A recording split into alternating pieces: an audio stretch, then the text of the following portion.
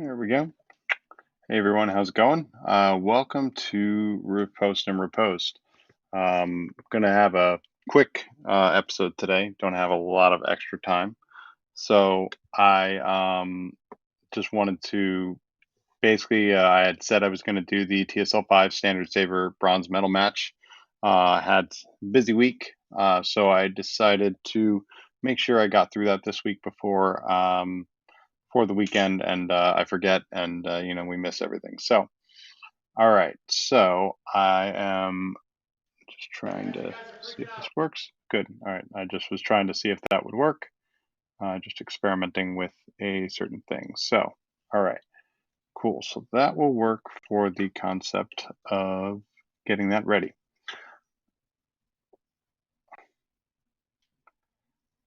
All right. So there we go. And hey, Mark, how is it going? And you haven't been live for a while either, so I'm just going to call you out on that right now.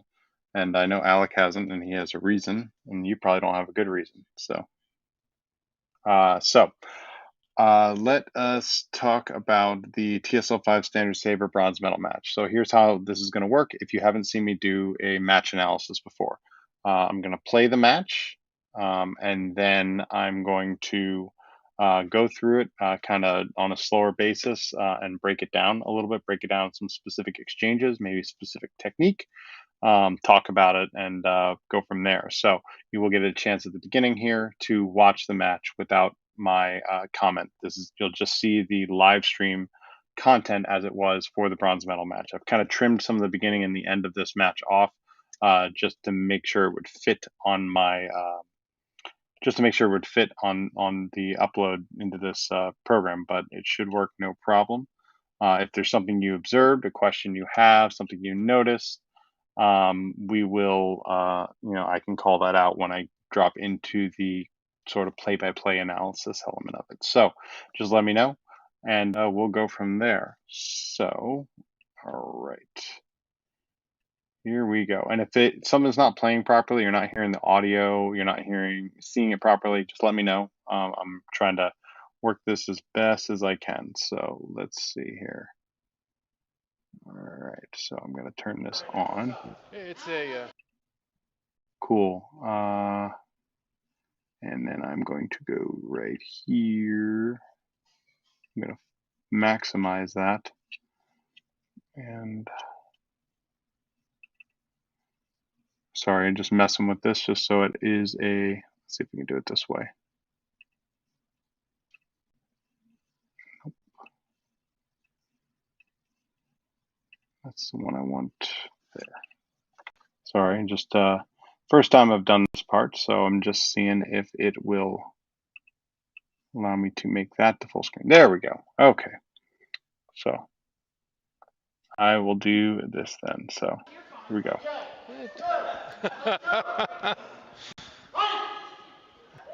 And here we go. Fighting for third place. I think it started with 60 competitors, approximately, give or take. We got it down to 4. Red point, Alain Bloch gets first blood.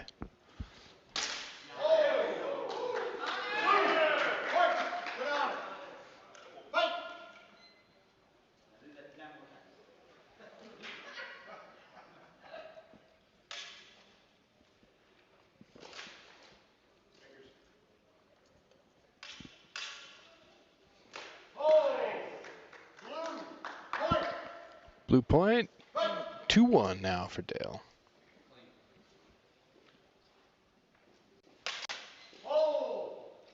A little bit of a conference here. David Laudenschlager is our director, conferring with the judges. We're at 2-1 in favor of the blue fighter, Dale Sniderhan.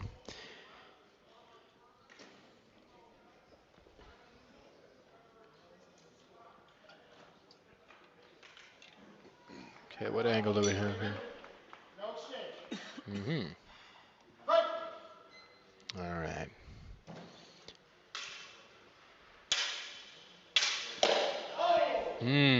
You could hear that. Blue point, 3-1.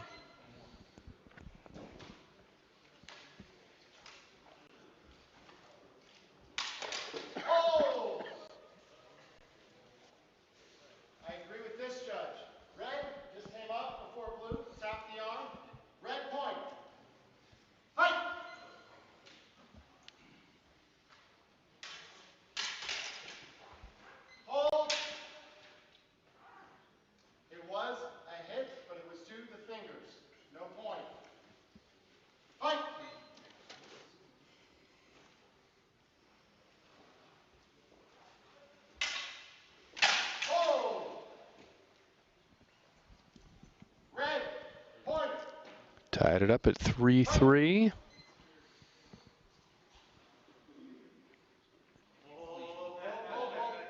Little pause.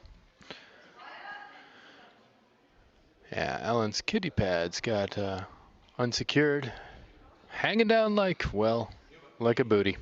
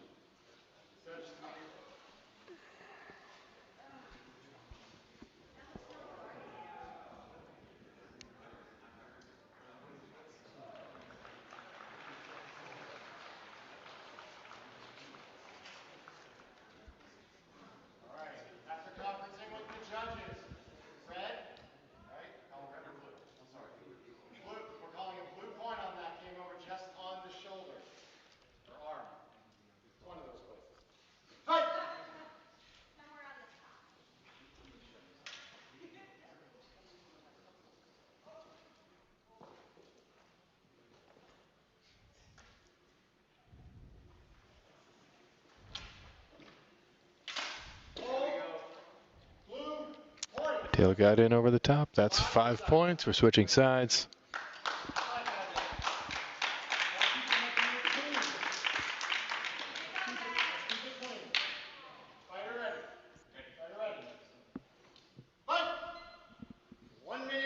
One minute left on the clock, so 5-3 at this point. Did Alan connect before Dale? That's what I thought as well. So there's a point for Alan. 5-4.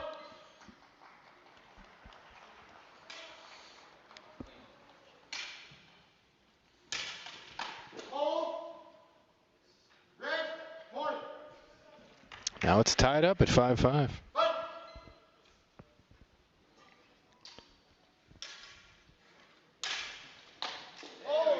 There you go. Good honor from Alain Bloch, acknowledging that Dale's strike was in a legal area on his arm. 6-5 for Dale.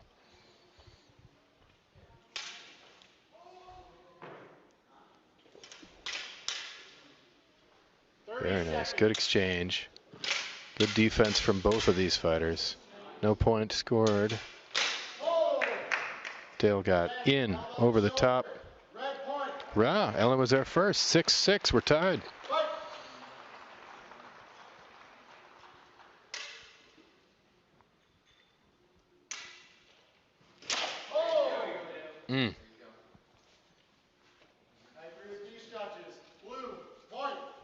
That's 7-6. 10 seconds left on the clock. It's 7-6. Red point makes it 7-7. Again, it's not exactly sudden death, but we're getting there.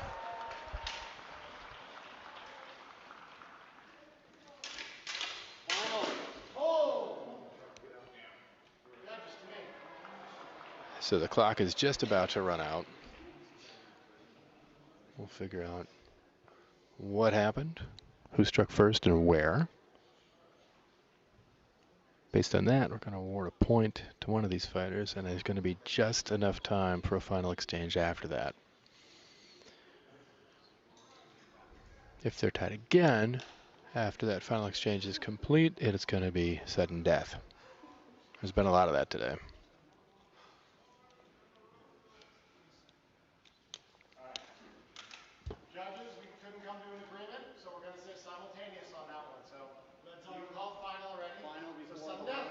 And it is.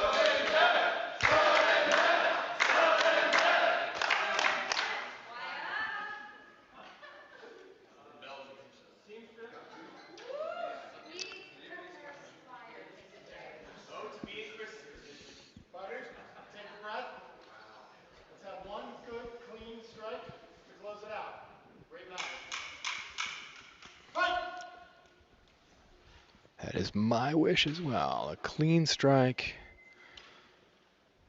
Unambiguous, easy to spot. Hard to defend. You know, either one of these fighters is capable of closing it out in that way, so. There was a bind, there was a deflection. It looked like. There you go. Alain brought it around.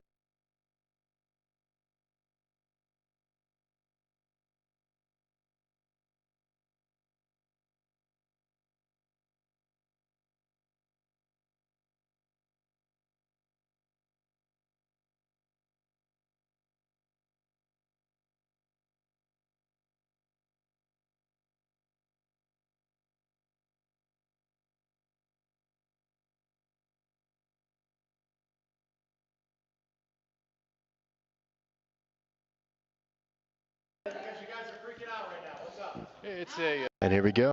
For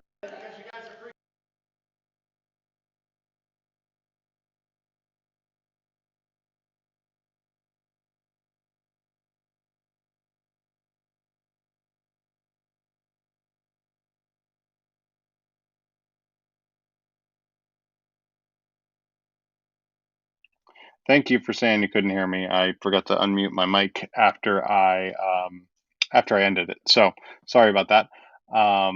What I was saying, I heard the comments and stuff like that. Hema versus rapier. Yes, this is a two-handed longsword, hand and a half. Not specifically, I mean, historical sources, but two-handed, one a hand and a half kind of style. Um, versus the one-handed rapier saber influence style. So that is kind of the basics of it. I'm just going to try to get this fixed. I just have to set this up in a different way than I was doing it before. So let's go here, and where's quick? Cool, share it. All right, here we go. So now you're going to see that. So you're going to see it shake a little bit, so don't worry about that. I'm going to try to work through that as best I can. So let's do this.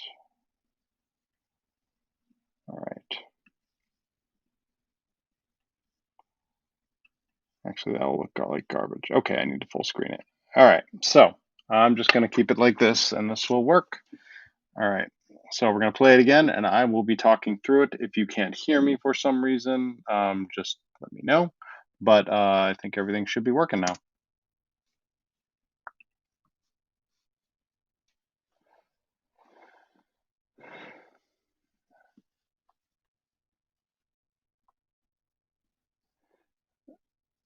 So the big thing right there, Dale goes right in, trying to lunge into distance, but it's unsuccessful.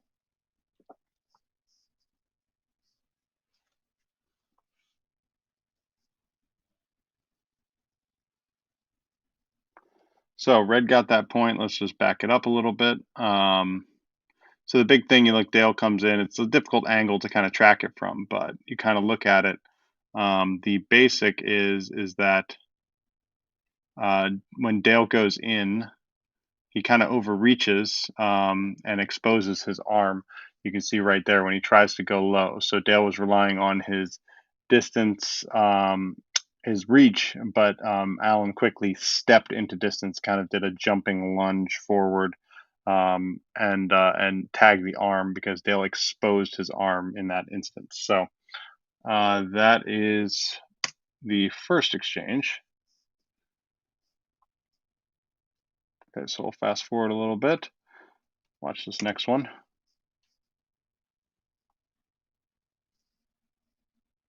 So there, we can kind of, that one's pretty easy to see from that viewpoint. So you can kind of see right there, Alan reaches, but he kind of reaches, and Dale is able to hit to Alan's outside line, his right side. When I say Alan, Alan is in red and Dale is in blue. Dale is the larger fighter. Since they're both in black, Alan has the red saber. So you can kind of see he reaches in to try to tag the arm again as Dale had it down. Dale pulls it back. He does that and then steps his back leg back, which gives him a little bit of extra distance. And then with that step back, he is able to use his reach to come down on Alan's helmet and get that point.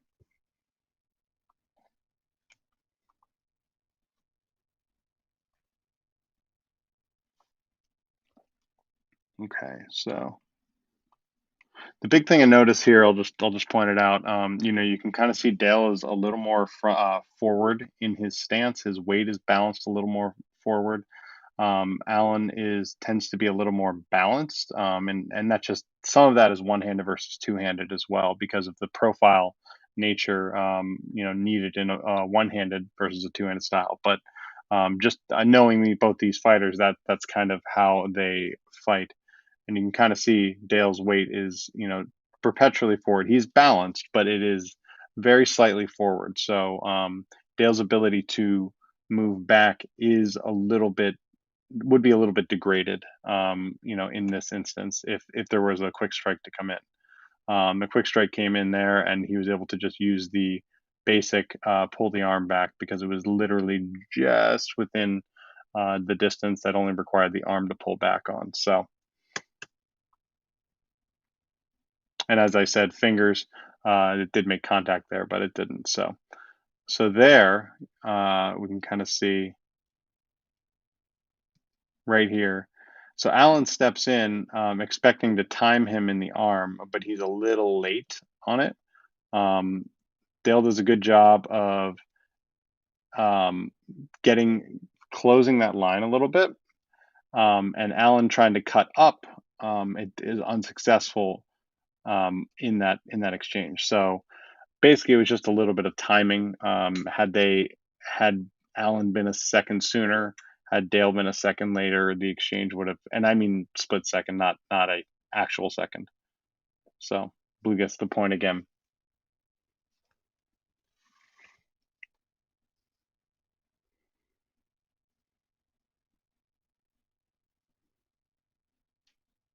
So I'll just point this one out. So this one, Allen reaches and Dale comes over top. So I actually don't remember how this exchange actually went. It seems more people called for blue, but I don't remember the exact calls. So it was a few months ago, so it's hard for me to remember.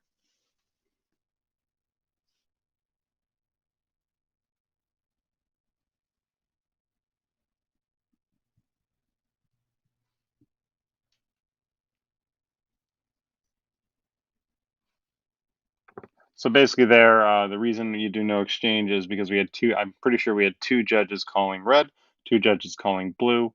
I didn't have a clear angle of whether which one hit first with where it was. So without the agreement, we didn't want to give a point where it wasn't necessarily a clear option. So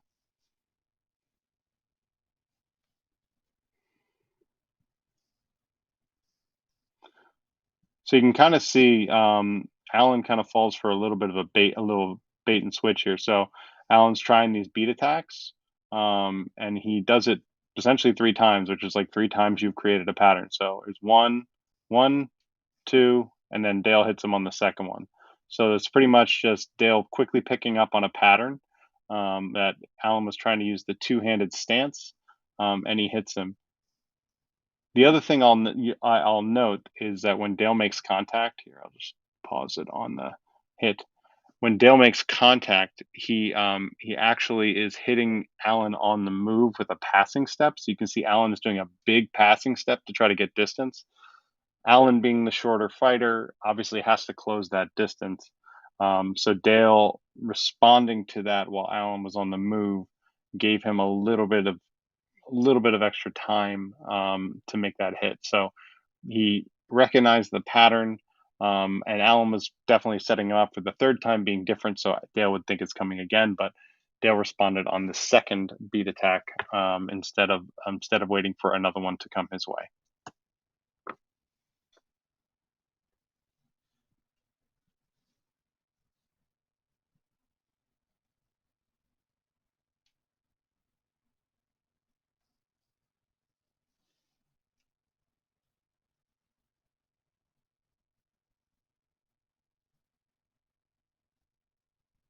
So there, that's a red point.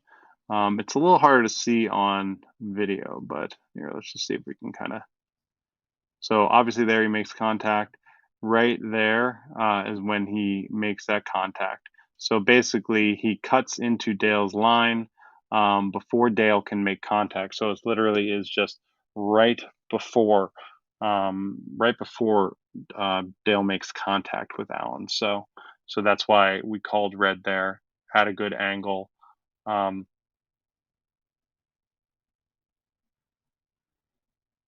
part of that is also just not sticking your blade out to the side. It's actually tipping in with the palm. Using your pommel to tip your blade in a little bit can be very effective.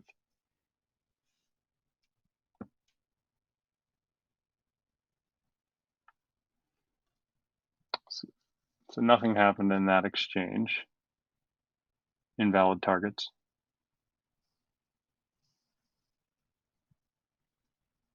So the one thing you can see here is that Dale is definitely playing closer distance at this point in this exchange. So that plays into Alain. So he was kind of getting toe to toe with him, which is why Alain takes the point on that exchange. So Dale, when he's not monitoring his distance, he so when he's not monitoring his distance, he basically is required to he basically is sacrificing that the main advantage that he does have. So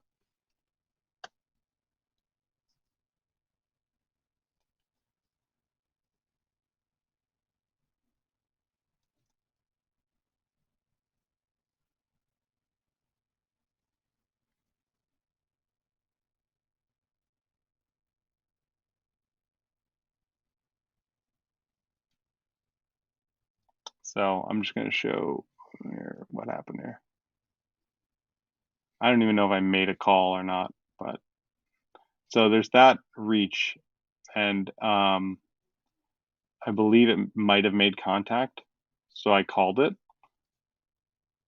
but I don't know if I ended up making the call, so I'm just gonna wait.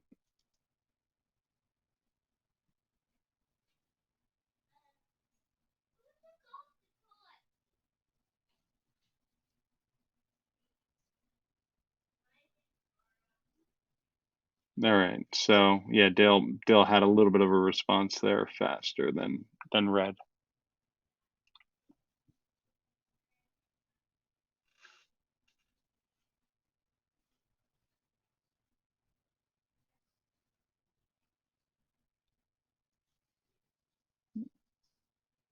So on that one, Alan basically took the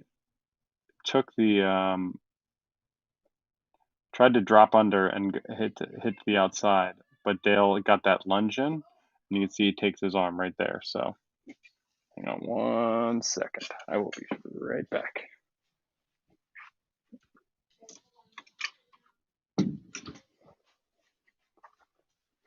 Sorry, I just realized I forgot to shut my door, so I didn't want all the sounds from outside. So okay. So here we go. So yeah, on that one, Dale gets a good lunge inside Alan, and that's part of the advantage of a taller opponent. They're going to be able to hit you at distance because they usually have a reach advantage, but they also have the reach over top kind of advantage. So there's an angle that they can take that typically, if you're not more of an even height, that is going to be. And Matt, I did see your comment about his fluke stance and posture. Alan is known for having very good stance and posture and guards. So it's pretty common throughout his matches. So common theme.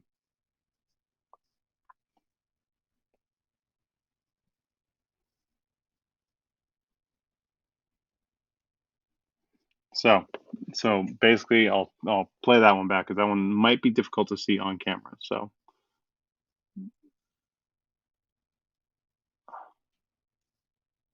basically, there's a tap to the arm and then the tap to the head. So it basically happens pretty quick. So essentially, Allen cut into Dale's preparation. The bigger, louder shot technically was a hit to the head, but there was a tap to the arm in between that. So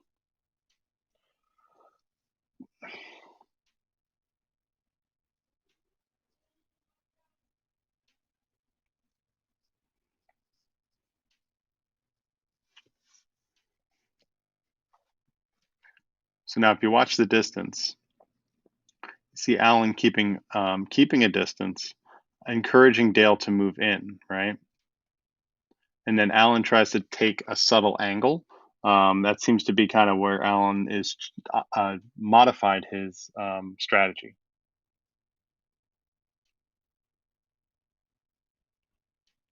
In that instance, it worked out because he took that slight angle and was able to envelop Dale.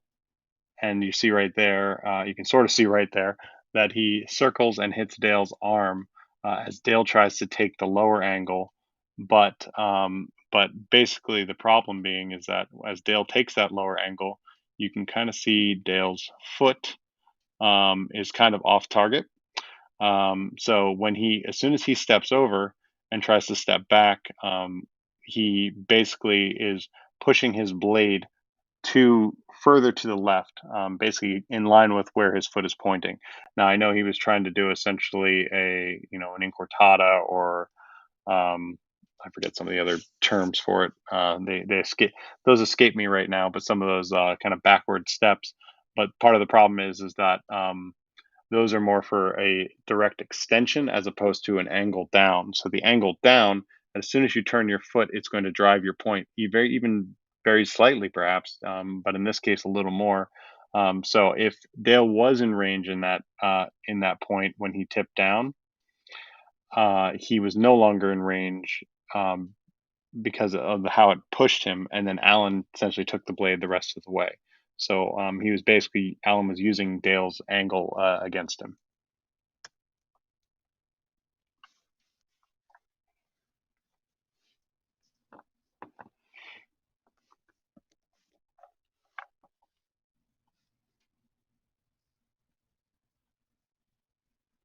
So you can see as they both try to play that distance game, and Allen doesn't try to manipulate Dale to move into distance. Allen tries to do a reaching thing. Dale hits back. That's a very simple, taller opponent, one-handed fighter, has more reach, so he's going to make that hit on the arm.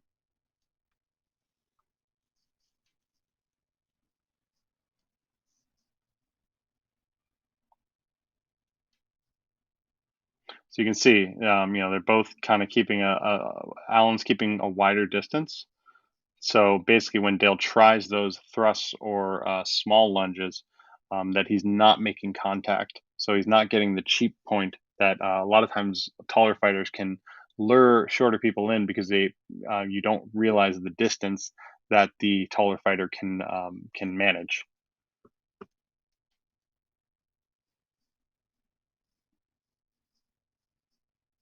So some good moves there. Just good defense, good counter, taking the hit, rotating the arm by Dale does. Allen closes just his center line just enough, tries to get into distance, but again, just small moves can make it work. So in this case, right at the end there, Dale tries to block high. Allen trying to hit the Dale's outside to the arm, but Dale tries to pull back into that riposte and then basically sacrifices that line. So his right line was closed, in that hanging guard. But essentially, as soon as he pulled back for it, he wasn't out of distance of Allen's blade yet. He hadn't properly dealt with it. So by doing that, he basically sacrificed his position and gave Allen that strike before he could get the counter in. So that is the one downside of when you're working in this, kind of back and forth, parry, riposte, parry, riposte, especially in our sport because you don't have a basket hilt or something like that. That you can you need to make sure that your opponent's blade is properly displaced, or you have moved at an appropriate point to be out of distance of their attack.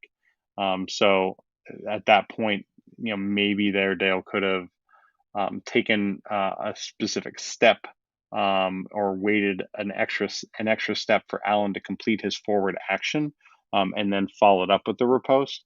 And then that wouldn't have sacrificed his defense to get the counter.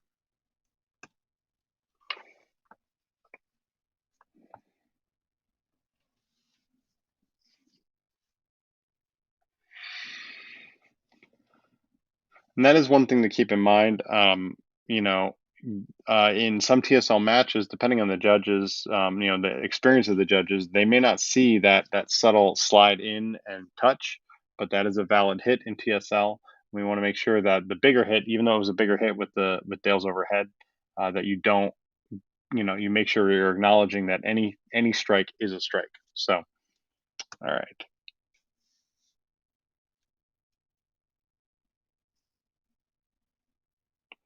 So right there, you can kind of see Dale gets a good strike, mainly because Dale disengaged underneath Allen's blade. Let's see if it's going to be a little hard. You can kind of see right there, he disengages under his arm, so he knows he can do it. And then Allen tries the same kind of beat attack. So Dale knows he can get Allen to try to engage, and he can quickly disengage underneath his blade and hit him on the outside. So that's how he gets that headshot on Allen. He basically manipulates um, Allen's ability to want to engage with the blade. So Allen loves to engage with the blade and keep that contact. And by doing so, Dale has figured out a way to disengage underneath, to make that hit.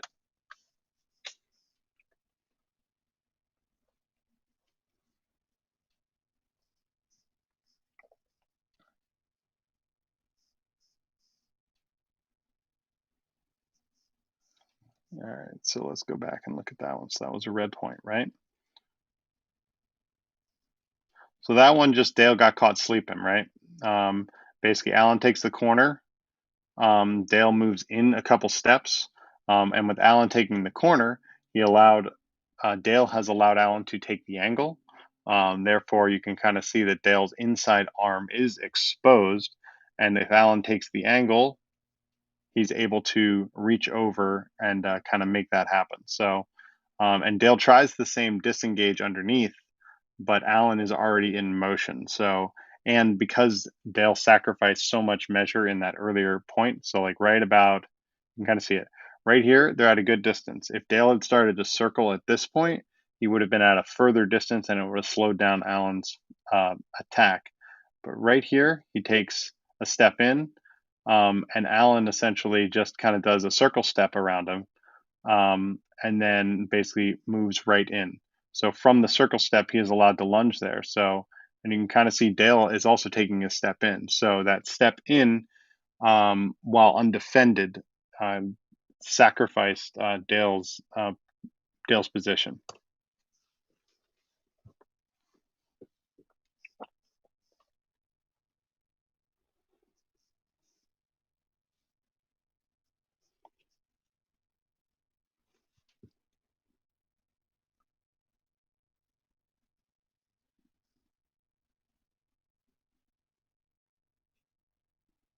So a lot happened in that exchange, and I'm just going to point it all out here. So you can see now Allen is kind of trying to get Dale to move into his distance a little bit. He's doing that same kind of engagement, but Allen is giving him just enough room to try to get Dale to overreach. So he gets Dale to lunge in. He riposts right away, and then he gets the strike at the end there. So I don't think Dale does not get a strike in on that one. So there's technically two hits.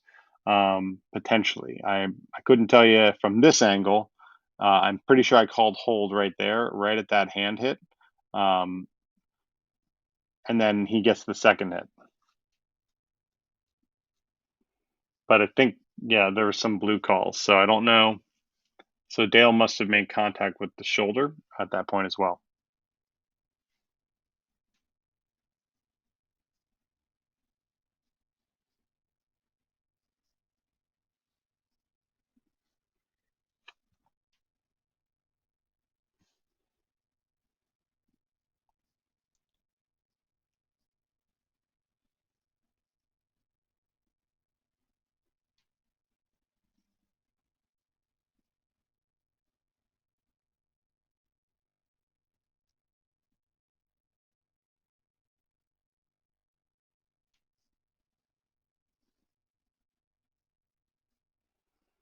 So in that last one, so again from the video angle, it's hard to say for certain, but there's that tap to Allen's arm, and then Dale comes around.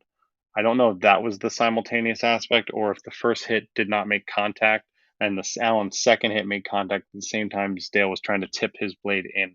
So that would be probably what we were seeing there. So again, too close to call. It's 7-7. That would essentially decide the match. I would want to make sure, as a director, as something that I do, is making sure that the final exchange that occurs is going to be a clean, understandable occurrence. I don't want either fighter, no matter how that exchange went, going away feeling like, wow, that I don't really feel like that was how that was called. Like I think either them thinking they got it and they didn't, or them thinking that that was definitely a simultaneous and so I think that's the main thing is that especially on those close calls in medal matches and everything, you want to make sure that it's a clean exchange. If it's not clear and the judges don't come to an agreement, it's easier just to it's fairer in my opinion. This is an opinion to watch the exchange or call a simultaneous rather than make a bad call. I'd rather no call than bad call. Because in reality, right, if you think about this match, right, it's like, what are people going to remember? They're probably not going to remember that simultaneous, right? But they'll remember that it went to sudden death and it was a great exchange in sudden death, right? So let's look at that sudden death versus there being a potential bad call.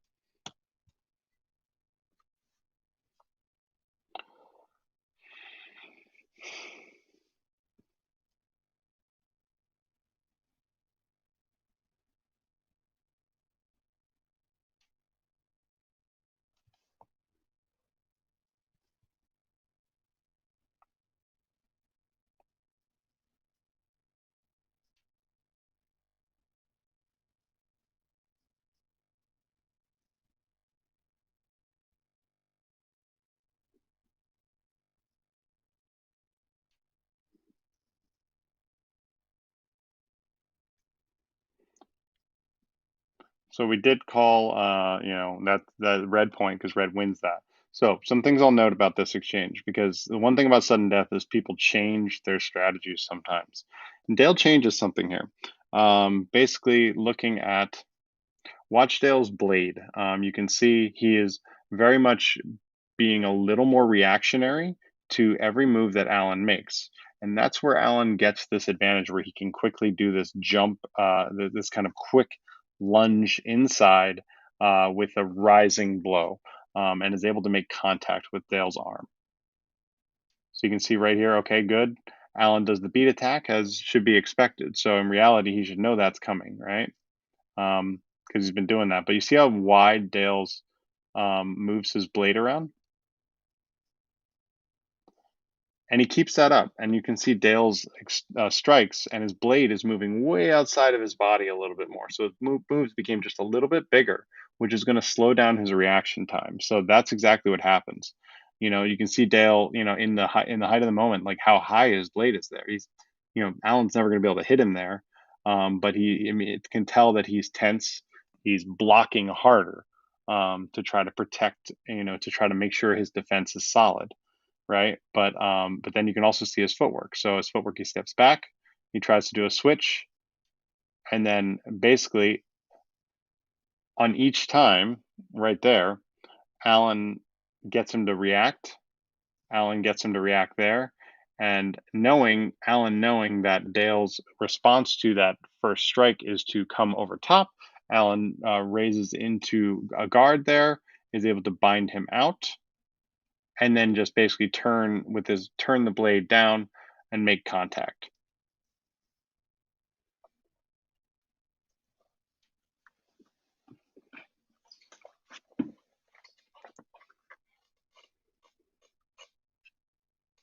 All right, so let's bring it back here. Turn that off. So that's kind of the breakdown on that. So sorry, I apologize about me not reading the chat because I have to have the QuickTime player in full screen.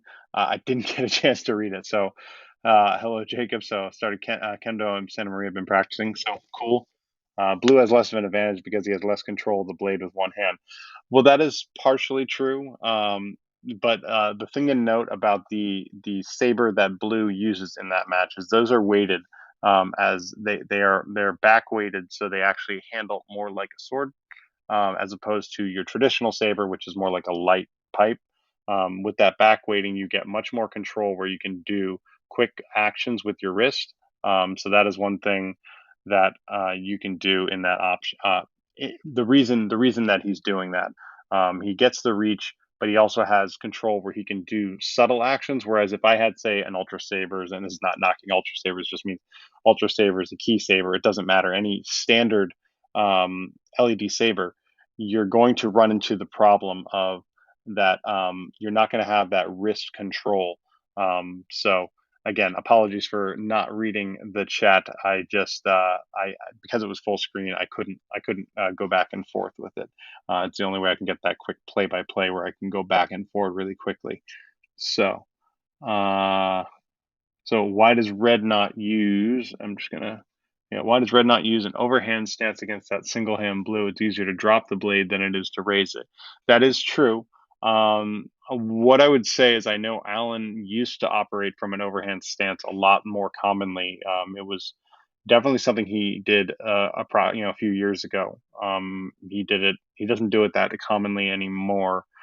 I think part of that would be I'm not. I couldn't say specifically as to why isn't, but I think part of that is also because Dale is going to operate from such a low angle.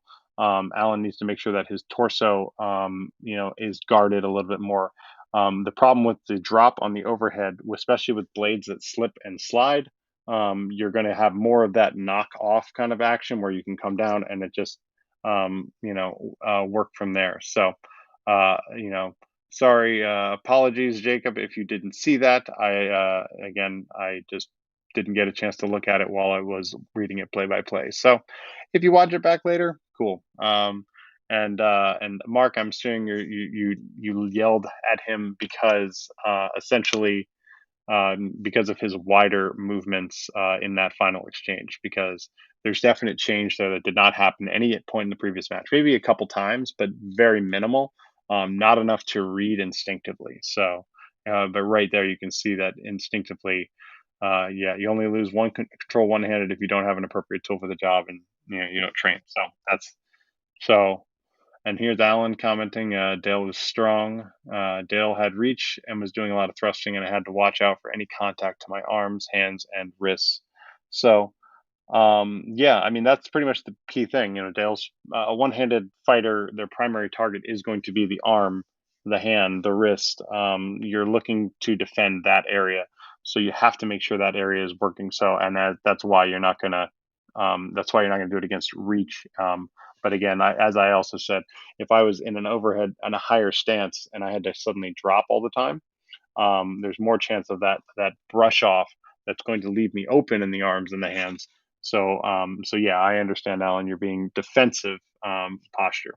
So uh, yeah, I mean the big things I would say, like taking going away with that, the big takeaways from the whole match is the big takeaways are Um, Dale, when he was monitoring his distance and using the advantage of his reach and height against Allen, he was more successful.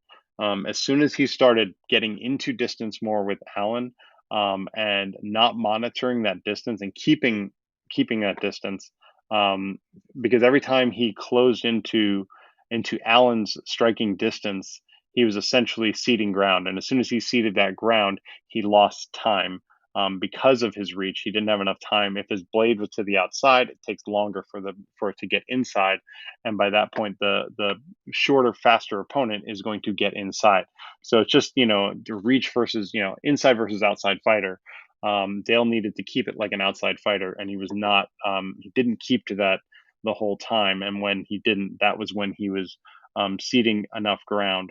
Um, some of that some of the pattern recognition that I was talking about, that really just takes time, and that is not necessarily something you can do very easily without a lot of training. And the training on top of that, you have to be able to recognize it in the different types of fighters. So if you're not fighting those types of fighters, it can be harder to read that pattern recognition on that person. So, for example, Allen's beat attacks, there would be ways to probably read that. Yeah, with any tall fighter, it's hard to get inside. Um, and as Mark says, surprisingly for his size, Dale always gravitates towards the in game. So yeah, that is what is pretty much happens there. Is that he was gravitating towards that, and that caused him to not be successful there. It's yeah, same reason why he lost to Mark. So that's the big thing, is that when you're dealing with one-handed versus two-handed, you have to acknowledge the reach difference, but then on top of that, you have to be able to manipulate distance better than the one-handed fighter. If you cannot manipulate that distance, or get them to commit to certain actions, it is an uphill battle. So and though manipulating their distance and getting them to commit to actions is already difficult enough, so there's certain things to that you have to do as a two-handed fighter to make that work.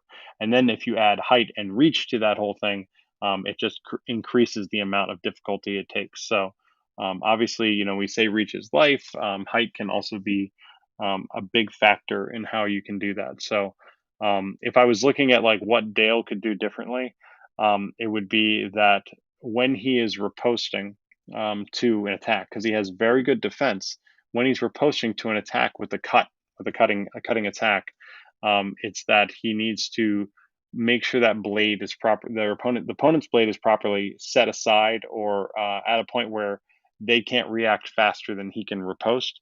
But on top of that, some of that it would include angle footwork to basically work angle footwork to basically increase that. Like in reality, if Dale was in an overhead hanging guard and he has Allen blocked out, he doesn't need to strike like that. Yes, and it looks nice. It's a cool kind of thing. It's a good hard solid strike.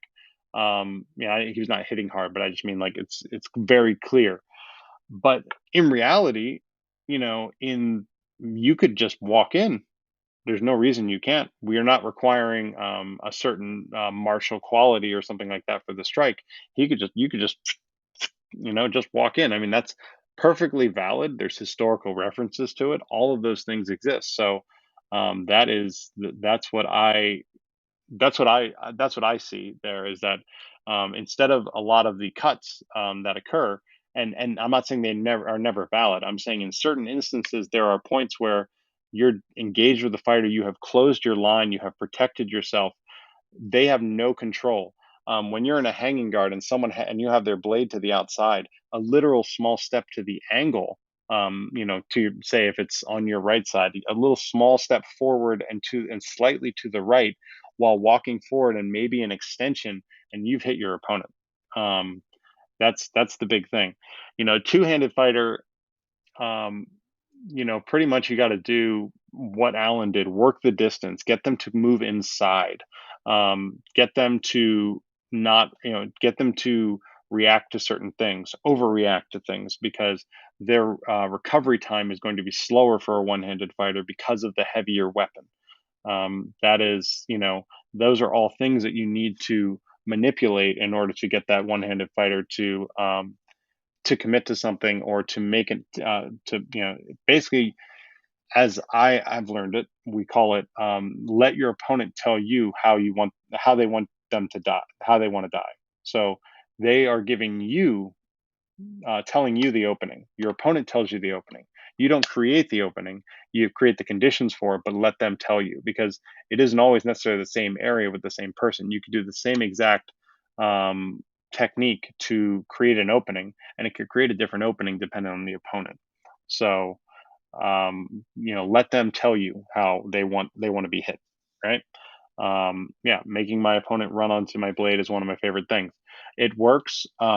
You need to make sure the judges see it, but beyond that, it's a very effective thing. And the one thing it does get you is to get in the case of a block, parry into an extension where they run onto the blade. It buys a lot of time, so that is the big thing that I see with that. So, all right, so I'm going to say that wraps it up just because I am limited on my time. Part of the reason why Thursdays have been difficult for me to go live is because I have had to do physical therapy appointments virtually. At about 5:40 Pacific time, so it's about 5:27 now. So I do need to get ready for that. So if there are any questions or comments that you would like me to comment on, let's do it now, and then we will wrap it up. I will bring other analysis. I will also have some future episodes where we're going to talk about um, what am I saying? Techniques, how to incorporate certain techniques, or beat out certain bad habits and things like that. I do still have my bad habits series that I want to return to. So. Um, and as Alicia said, it's a goal. Currently, I'm very good at doing drills to try and fix that. Yeah, I mean, it's this stuff takes time. I mean, when I say like pattern recognition and stuff like that, I'm talking about in Italian I call it stringere, and you want to make sure that you have control of the next action and the measure as well. Um, that takes time to build that. It's also we also in my school, Davenport European Martial Arts, we call it a roadmap, that you can analyze an opponent and have a roadmap to victory. So having those things. So Mark, I'm not. It's not getting old. It's more just. It's more preventing injury.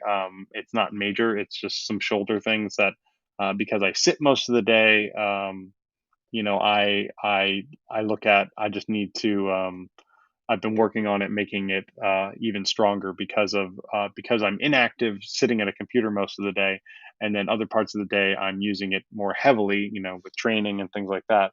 That there's some the way my shoulders work. They kind of disagree sometimes, so I get some popping and stuff like that. Nothing major injury wise, but it could be a problem down the line. So I just I've been doing that for probably about 7-8 months now.